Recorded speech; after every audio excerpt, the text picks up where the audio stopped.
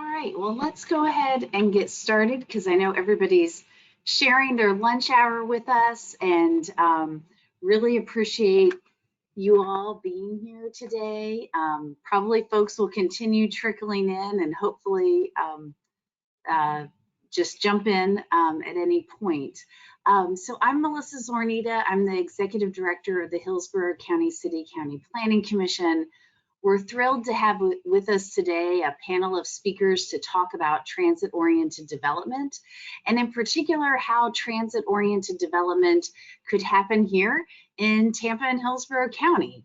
The Hillsborough Area Regional Transit, HART, received a grant about 2 years ago-ish to study how we could implement transit-oriented development, specifically looking at TOD around the extension of our existing streetcar and having some bus rapid transit in the city of Tampa and out into the unincorporated area in the university area. So we're going to hear an update on that project, and then welcome questions in the Q&A box through the GoToWebinar at any point. And after the presentation, we'll have some time for questions of all of our panelists. So let me introduce you to our panelists today. First off, we have Steve Shoecraft from HDR, who is an accomplished transportation and community planner with over 30 years of experience helping communities enhance livability, improve mobility, and encourage more sustainable patterns of growth and development. He's managed a whole range of community planning, urban design, and transit-oriented development projects for communities across the country, but specifically is leading the project for HART here. And as part of that, has led dozens of planning charrettes, workshops, and designed and managed large-scale community visioning and goal-setting initiatives. We're also joined today by Stephen Benson, who was recently appointed the Director of City Planning for the City of Tampa, and in this role is responsible for continuing to build Tampa's newly reestablished city planning department and leads citywide planning programs and community planning initiatives. Stephen has over 10 years of experience in transportation and planning in Florida, first as a government consultant and then with FDOT. And then we also are joined by Jay Collins, who is a executive planner with the Planning Commission, leading our special area planning section of the organization. He's focused on comprehensive land use planning for the past 17 years and leads a team now focused on community-based studies, focused on keeping community character through inclusive and intensive community engagement throughout the planning process. And Jay has been working alongside Stephen and Steve on the TOD project. So welcome to you all. And Steve, I'll turn it over to you to kick us off.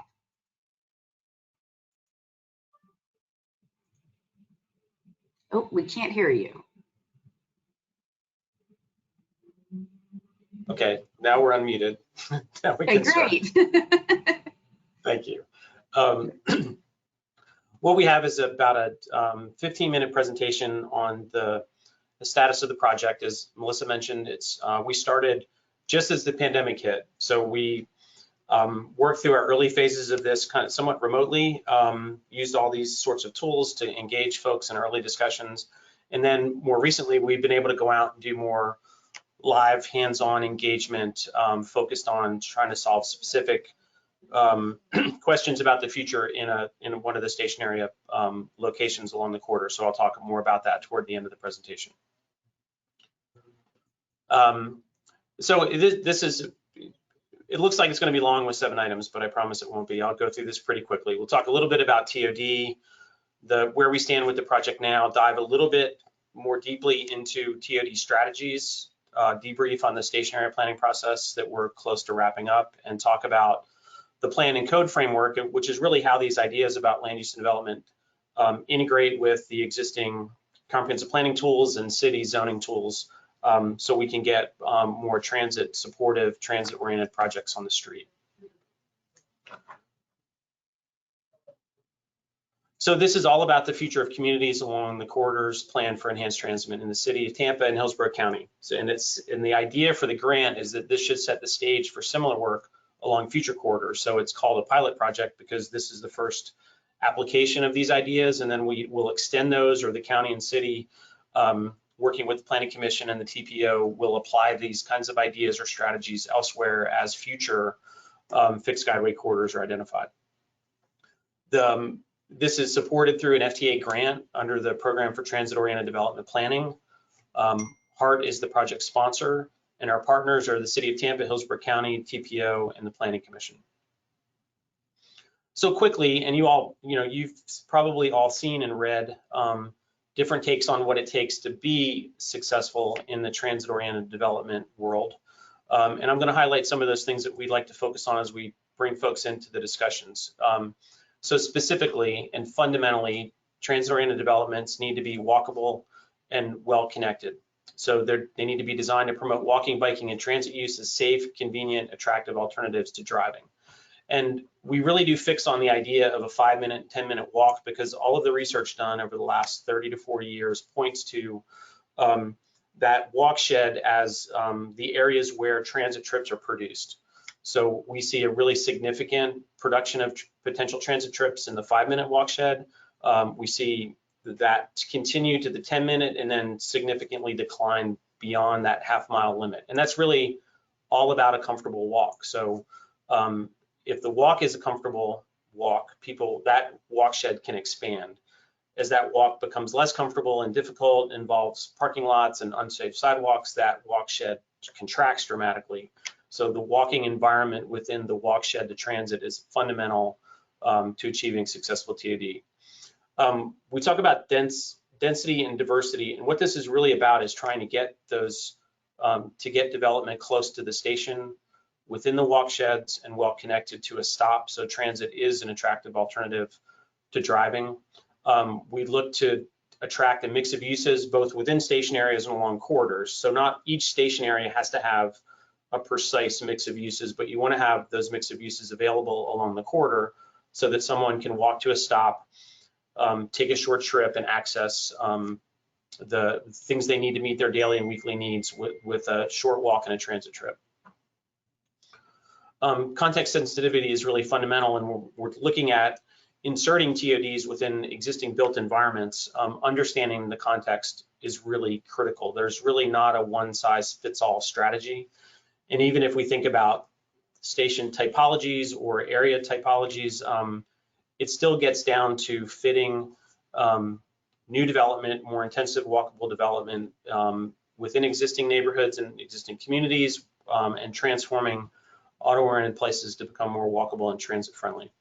And then this also needs to be market responsive. So we can't ignore market pressures. What we want to do is try to manipulate and guide the market to deliver more walkable transit supported projects. And we know through research that this kind of development supports broad changes in the economy, that millennials, empty nesters, low and moderate income households, more non-traditional family arrangements are attracted to live in places where walking and transit and lack of full dependence on automobile travel is allowed and is supported. So we know that this serves the growing market demand, and we need to make these market real ideas and strategies as we're developing recommendations. And then fundamentally from HART's standpoint, it's about building ridership. So we're going to make these investments in transit, in our case in Streetcar and on an Arterial in a BRT configuration. We need to be able to produce riders to support that. And there's multiple benefits to pushing folks from their cars, converting car trips to transit trips, and we've talked about those for years. The potential for lower vehicle miles traveled, lower greenhouse gas emissions, lower carbon production, all those things grow from the success in attracting riders to the transit system. So for the study, we've it's designed to answer these sort of very basic questions. What does new transit service mean for communities along the corridor, and how can the partners work together to advance goals for increasing ridership, improving livability, affordability, and economic vitality? The two projects, as Melissa mentioned, that this is built around is the Hart Arterial Brt Project from downtown Tampa up to USF. So this program is looking at improving the travel time and developing a competitive travel time for bus service between downtown and USF. That travel times benefit is going to be delivered through trying to maximize the use of exclusive guideway conditions. So some of that is being delivered through the Heights Mobility Project toward downtown, and then the future Fowler Avenue PD&E is looking at an exclusive guideway condition on Fowler. So those are designed to benefit transit and make it an attractive alternative. And then the Streetcar Modernization Project takes the existing system north from Whiting along the Florida, northbound on Florida, southbound on Tampa pairs.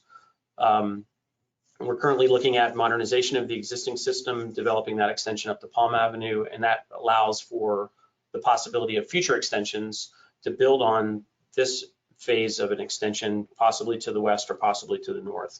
But the fundamental goal for both of these programs is to provide high frequency of service, to be somewhat congestion proof by operation in exclusive guideways, expanded service hours, and higher levels of accessibility to the vehicles.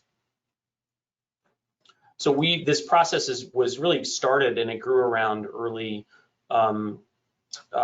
virtual engagement through our study team, which is the partners, a working group, which is 100+ people we invite for occasional updates on the project. We're getting ready to schedule another one next month, so we can bring people up to speed and talk about how we're starting to land recommendations and turn this over to the city and county for implementation. The process is 3 basic phases: a deep dive into understanding conditions and issues along the project corridor and the context assessment, developing early policies and strategies or a framework, and then testing those in station area planning. And then there's really a sort of a 4th cleanup step where we test and recalibrate recommendations in phase 2 as we've looked at them and explored them in the station area planning context, and then we wrap up our work and deliver that as our final set of recommendations. So the early work is on the Hart TOD website, the context assessment, the briefing book, and a series of materials that we've prepared for the stationary planning process. So the context assessment is a deep dive into existing conditions. The briefing book is a higher level overview that summarizes some of the key findings from the context assessment. And I'll talk about a couple of those things now. The study area, just to clarify, the geography that we're talking about is the streetcar extension through the heart of downtown up into Tampa Heights at Palm Avenue. And then the BRT line uses the pair up until just south Hillsborough Avenue, runs north across the river, up past Bush, shifts to Nebraska, turns at Fowler, and heads up to USF. This map shows the walking distance measured on street center line. So the diamond shape that we get is the result of the fact that we have a fairly intact grid of small grid network of streets, so we can extend to virtually the complete half-mile distance from the stop based on the accessibility that's delivered through the existing traditional street network. But what we have is a really wide variety of contexts, from downtown, Tampa Heights, Seminole Heights, the more auto-oriented development, North Florida, Nebraska, up to Fowler and USF. And so this is really represents the history of development of the American city. We have got all of those pieces in play here as we think about how we transform different locations to be more walkable and transit supportive, from the tight grid of streets in downtown, with already a lot of guidance about how buildings should relate to streets and public spaces where loading and parking access go, to the North Franklin traditional Main Street condition, which is still, the remnants of what was once a continuous row of storefronts up to Palm Avenue. And then the early phase of auto-oriented development, which is represented further north on Florida, basically up to the Hillsborough River. So there's a mix of buildings pulled up to the street, a modest amount of front-end parking, and a really narrow band of opportunity because this was, developed initially as residential frontage and then converted to commercial over time. The more auto-oriented, larger scale development north of the river, so up at Waters, we've got two really major development opportunities when those places eventually transform from their current configuration to more walkable urban configuration. And then University Mall, which sort of represents the peak of auto-oriented suburban development, at least along this corridor, and we're seeing that transform now through the work that's underway with the city and county. Land use and development, the wide range of conditions on here. One of the things we point out is that along much of the corridor, the opportunity for redevelopment is fairly narrow along the frontage of Florida Avenue. So that traditional mid-century fabric that exists now only extends typically a lot or maybe a block from the corridor, and the opportunity for development is limited to half acre, 1 acre, maybe an acre and a half site scale. So we think really carefully about that as we calibrate recommendations. And this map also points to that strategy where we've got opportunity for urban infill and redevelopment downtown in places that have that pattern of development fairly well established, and it's a matter of fitting new pieces within that. Then incremental infill and adaptive reuse through Tampa Heights and Seminole Heights up to the Hillsborough River, and then opportunities for larger scale suburban retrofit when we move north of the river. So the strategies are organized in sort of three big categories: mobility and transit accessibility, housing affordability, diversity, and then new planning tools and coding tools to deliver TOD outcomes. So first question, how can we make it easier and safer to walk and bike along the corridor and at transit stops? And as you all know from living and working in the area, this is basically what we're trying to do, is move from this existing condition on the left, which is a really inadequate, unsafe, difficult to maneuver, constrained sidewalk condition, to something much more pleasant and urban. Even in a fairly constrained location, we can deliver much more walkable places, and we can build that into requirements for projects along the corridor. A couple other big pieces of that, the things that make this corridor somewhat difficult to navigate by foot have to do with travel speeds and crossing distances along the corridor. And that's especially true when we head up to North Florida in the northern extensive Seminole Heights, where we've got a fair distance between protected crossing locations and people are darting across the street to get from parking to destinations in a place where folks are driving way too fast and there's little protection for that movement. Looking at the improving bicycle facilities and thinking about the distance that folks can travel to get to the corridor to access transit as the transit's delivered. And then a lot of this would be developed or be delivered through development regulations. So building on some of the success the city's had with the Seminole Heights form-based code, looking at modest front setbacks and very careful recommendations about how that front setback gets treated, and focusing really heavily on where parking goes and how it's accessed, so we can minimize the impact of parking on the quality of the frontage and the quality of the walking environment. Second part is the housing piece. How can we protect existing housing affordability, encourage new affordable housing, and increase diversity of housing options? One of our sub-consultants, SB Friedman, did a deep dive into looking at existing affordability, but also strategies to deliver more affordable projects. And we've looked really carefully at what it might take from a bonus standpoint to make that attractive.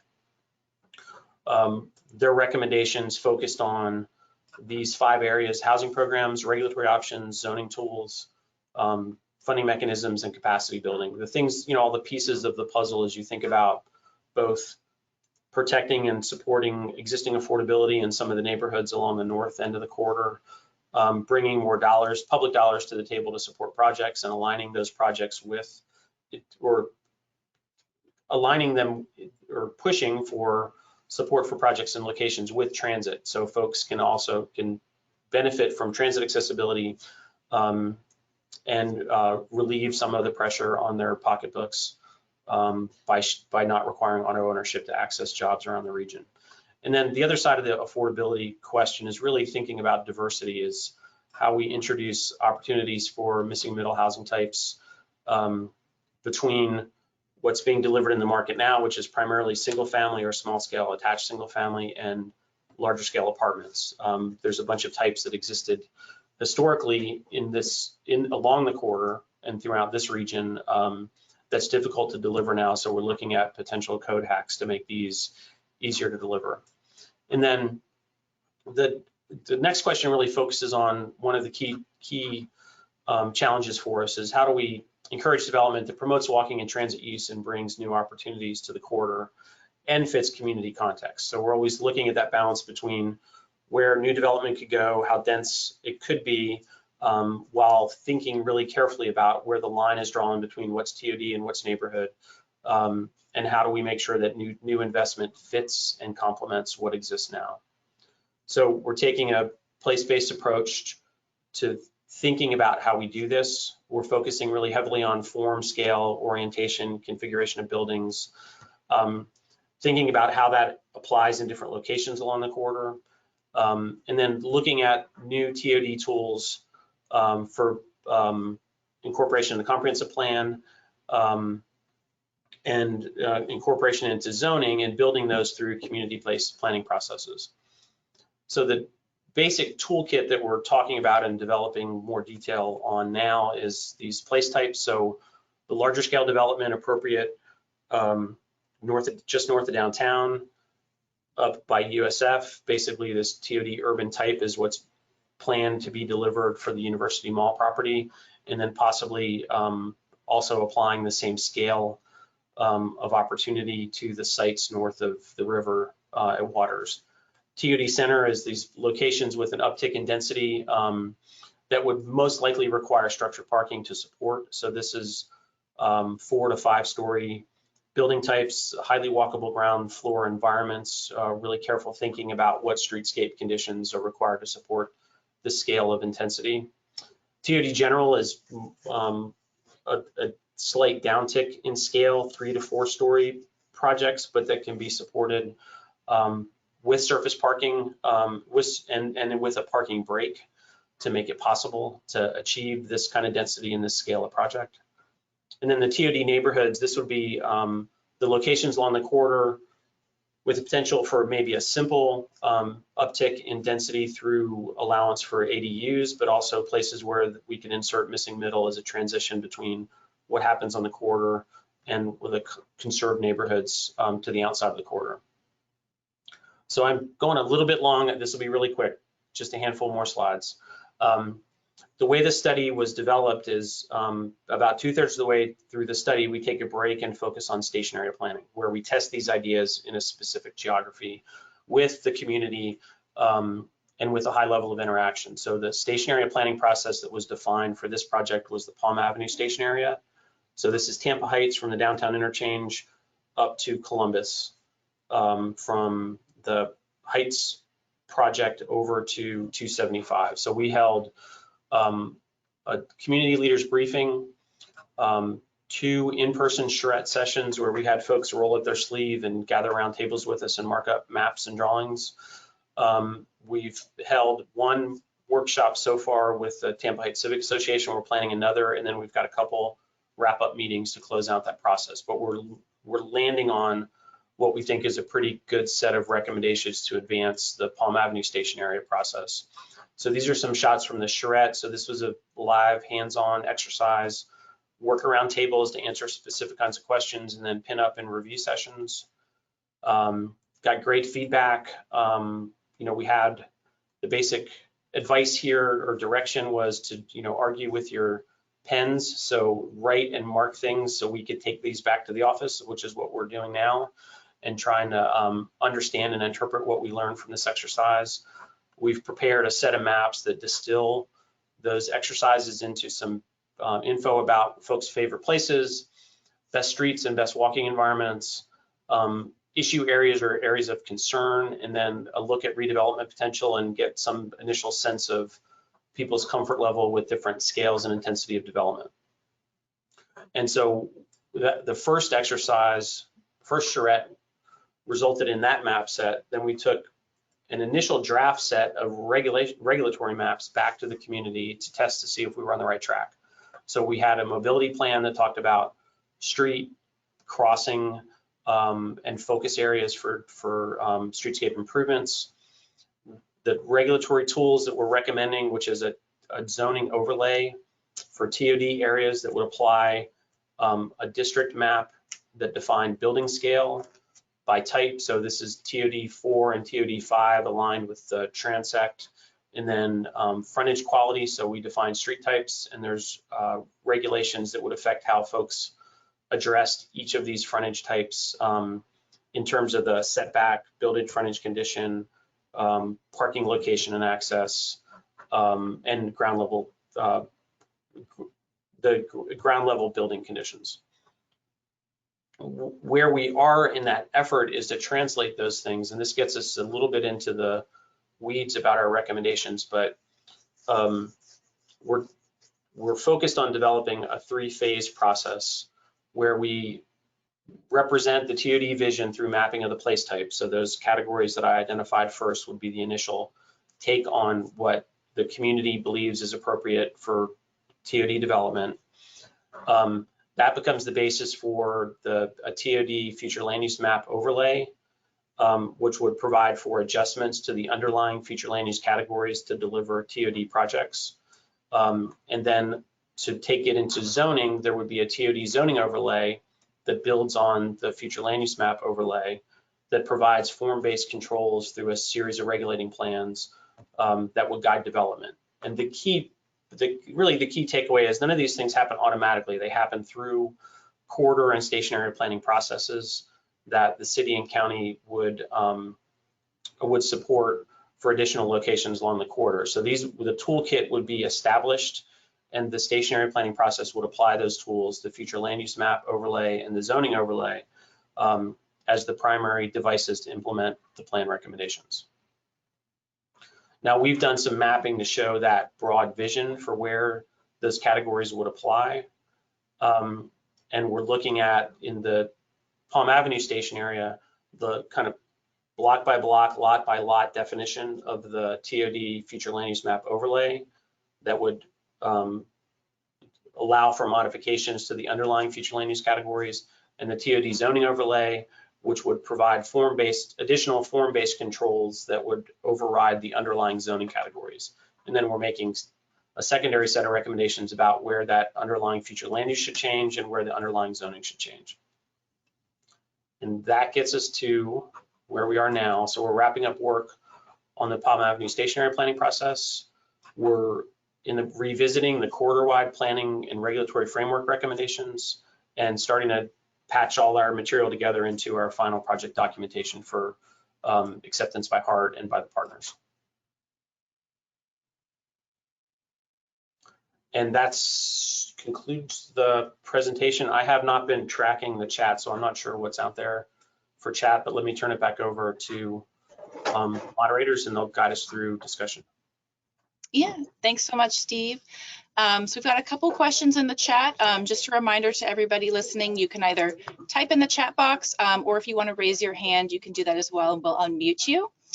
So to get started, the first question is, can you share some of the anticipated code hacks that will be needed to allow this type of development?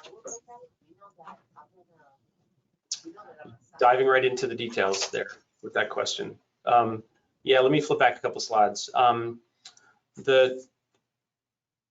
What we're looking at from a code standpoint is that the TOD zoning overlay would be mandatory form-based requirements that would sit over top of the underlying zoning categories. So it would guide development for height, setback, frontage condition, building location, and then the frontage would be more specific about how buildings address different street types based on the street type regulatory plan. The hacks that we're looking at, one of the fundamental primary hacks would be through the overlay, you could access a parking reduction. So we're looking at an overall parking reduction, as well as specific relief for some of the very constrained properties, especially on Franklin Street. So Franklin has that historic pattern where people could build without providing on-site parking. And so now the requirements force all of those property owners to cut a deal with someone with a surface lot, so they can access their building. So they can use their building and meet the standards. We're saying there should be full relief from that requirement and let public parking pick up the demands for those existing older sites and buildings along Franklin. Great, okay. Next question we have is, what are the best practices for having vertically integrated mixed use or ground floor retail in the buildings? Should it be required in all buildings, maybe within a certain distance of the station? So let me go back up another couple slides. Let me start this because we've had a lot of discussions about this particular point. One of our consultants, a firm called StreetSense, does retail evaluation and recommendations. And their guidance to us is that we need to really focus where we should require retail or active ground floor uses and allow flexibility outside of those areas. So our recommendation is to really pull back on vertical mixed use requirement, require it only in specific locations, but then where it is required, have very specific guidelines for how it's delivered. So it would be a requirement in the frontage quality overlay to deliver a Class A retail space, which means high floor to ceiling heights, so you can switch or swap uses in and out of that space over time. A lot of cases, we've got ground floor uses that have a very constrained ceiling height, which limits the amount of uses that can swap in and out of that space over the life of the building. So we're looking at that. So we're looking at trying to really hone in on the locations with the best potential to support active ground floor use and not requiring it elsewhere. Okay, and then I think we have one other question. Is the city or Hart looking at any other corridors for BRT?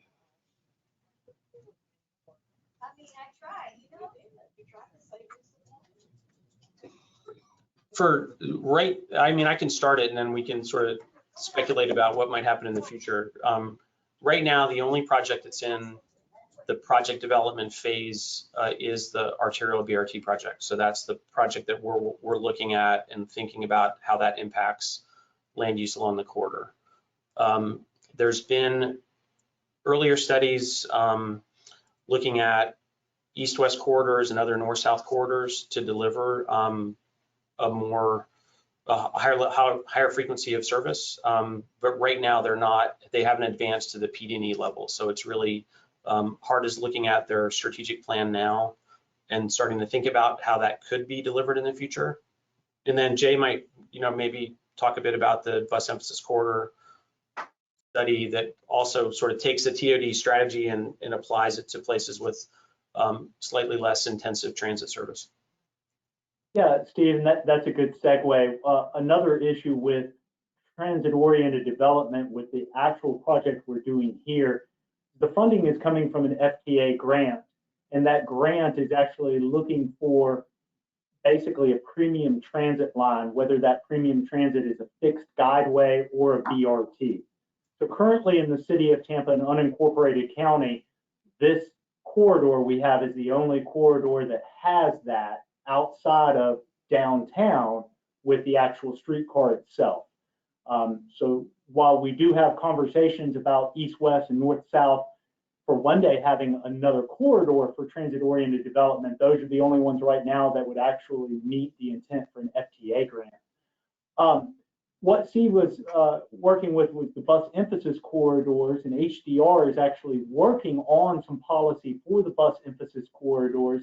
It's basically looking at transportation, housing, and land use, and looking for ways to provide some sort of connectivity between those in a meaningful policy, and for that policy to be grounded, such as in Hart's TDP, the Transit Development Plan, the comprehensive plan of the city of Tampa, and then eventually over into Stevens' house with the code itself, so that you have these three levels, each having some sort of policy to discuss how the bus emphasis corridor is important now and in the future for the redevelopment of the city. Yeah, just to add to that, we know from many years of transportation planning and studies that there's a lot of focus and need to connect the three major activity centers in the city, which are the Central Business District downtown, the West Shore Business District, and then the university area. So this is obviously one of those legs. I think it's very reasonable to assume that in the future we would want to look at how to better connect downtown and West Shore. But kind of piggybacking on what Jay said, I think that the value that this brings and the focus that we've tried to apply to this project is that we certainly want to focus on those locations where fixed guideway or rail or BRT is planned and proposed, but we also want to focus on where we have good bus service today. There's a lot of bus service in the city of Tampa, and the only way to get more service, one of the many ways to demonstrate the need for more service, is to produce more riders.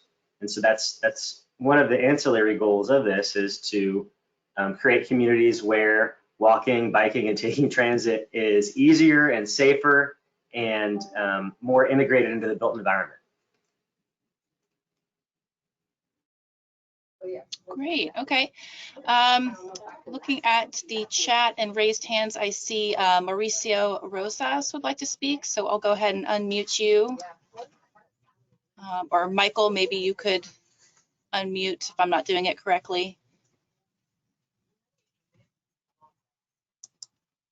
Oh, it says, Mauricio, it says you're self-muted, so you might have to click the little microphone icon, if you can.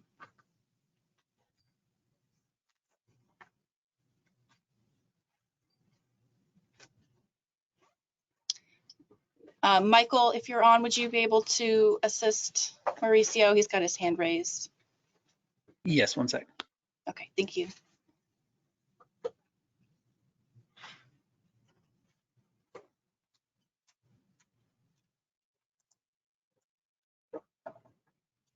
I think you can hear me now. Yes, we can hear you now. Thank you. Okay.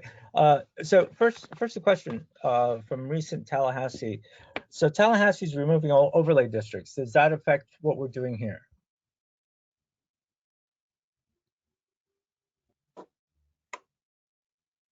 Could you repeat the question, Marcia? I wasn't quite sure if I heard it correctly. Yes. It's my understanding that during this legislative session, the legislature decided to remove overlay districts, not allow local governments to create overlay districts. Are you aware of that? I can There's see the state legislature has done a series of preemptions over the last several years. So one of the things they passed last year was the prohibition on certain restrictions on single family design.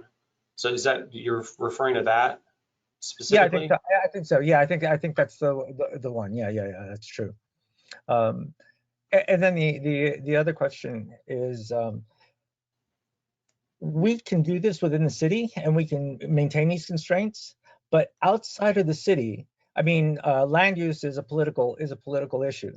So if we have X number of commissioners today that say, yes, we're going to regulate, we're going to plan smart, we're going to do all these different things, come the election, it could just be reversed, and we continue to do the same thing.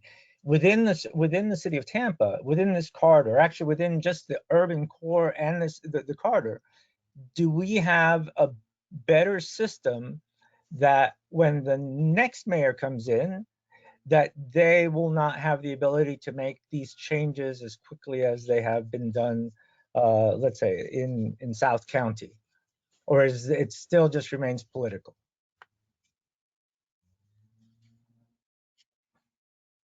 I would say that just quickly, like, land use is a political issue, 100%.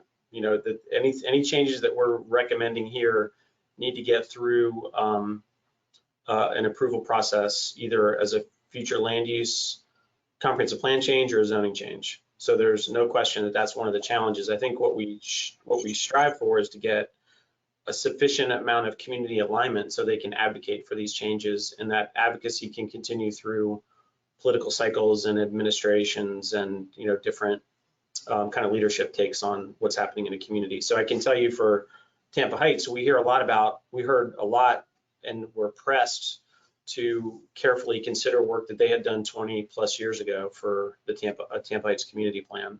And that kind of pressure is, I think, what builds one of the things that supports some consistency in how planning occurs in communities. Okay, because that was one of the things that we're looking to do in Seminole Heights as well. I'm calling regarding Old Seminole Heights, and then. So if I can jump in to answer the first question, yes.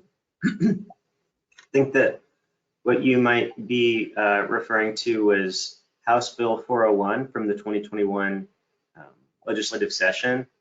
That bill dealt with it was a preemption on building design elements that affected the Florida Building Code and also the local government's ability through zoning. But there were a lot of, I definitely encourage anyone who's interested to read the bill text and to take a look at it, because it does provide for a lot of exceptions and other conditions. And at this point, we don't believe that it will significantly affect the way that our code is written, the way that the city of Tampa's regulations are written. But it may very well affect many other jurisdictions in Florida.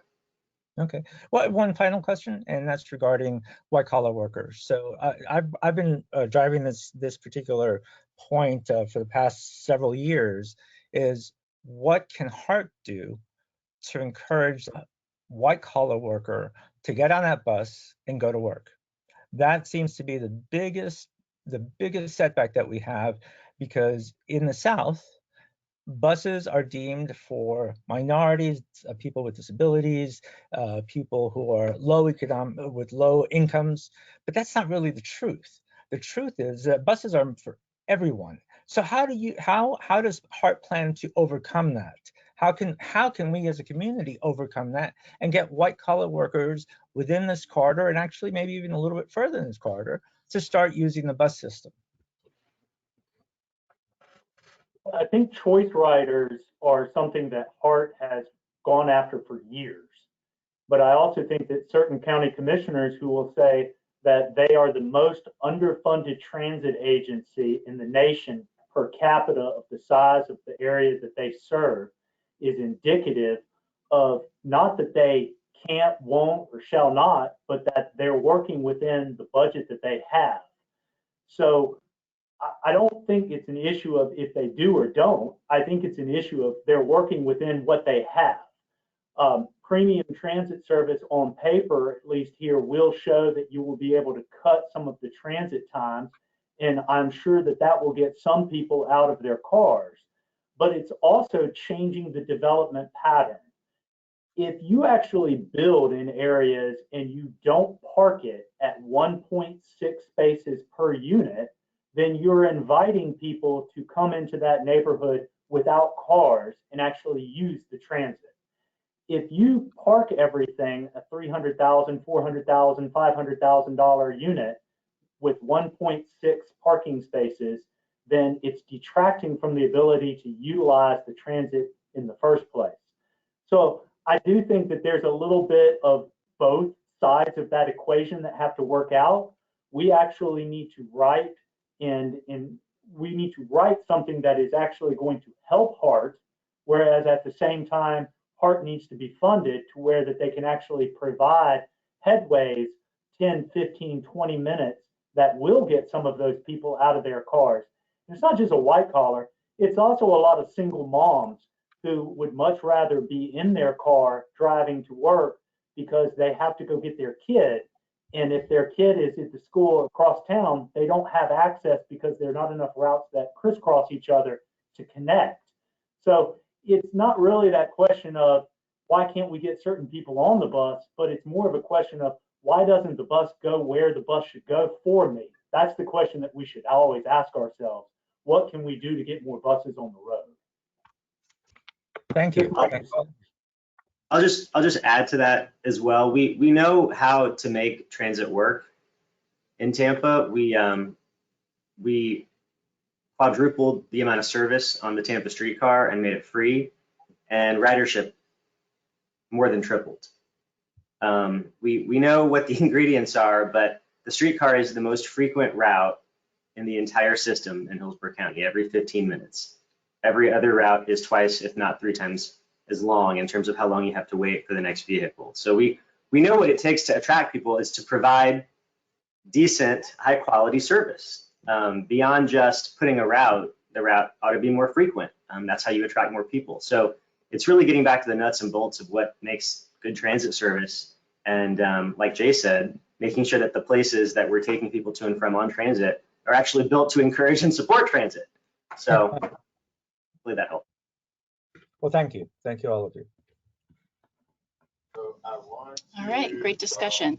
So we have one more comment in the chat. It says, oh, uh-oh. We can see you. Can you guys see me? Yeah. Okay, my computer is doing something weird. So now I can't read the questions. Hopefully you guys can still hear me. Michael, would you be able to read that comment? For some reason, my computer is like on the fritz at the moment. I got it, Caroline. Thank you. And the comment was, I feel like it's part of our community's job to attract choice riders, then all the responsibility falling on Hart. We need to put the right policies in place and give Hart operating funds. So if anybody wants to respond on that. That was the comment. Well, when we have another one of these in a couple of months, we will definitely have to invite Hart to come and participate. I think that they would certainly enjoy the opportunity. I don't think, as Jay and Stephen are public sector employees, I don't think they can advocate directly for the surtax that'll be on the ballot in November, but I would encourage everyone to seriously think about supporting that because that's going to bring dollars to the table to support existing bus service, which would be increasing frequency of service on the existing lines, but also pushing some new service out. That money would go to deliver the streetcar extension project, potential future extensions of either BRT or streetcar to the west to West Shore or further north. So that's right now, that's the thing on our horizon. The election in November, when people will be asked to support that additional penny sales tax, is going to be really critical to the future of transit in the region. Covering that, Steve.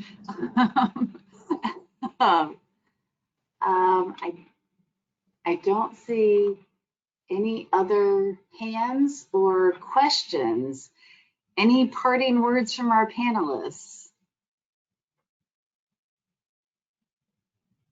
All right, hearing none, I guess we'll thank everyone for their participation today and thank our panelists for being willing to share with us about the current status of the TOD plan, and hope everyone has a good rest of the afternoon.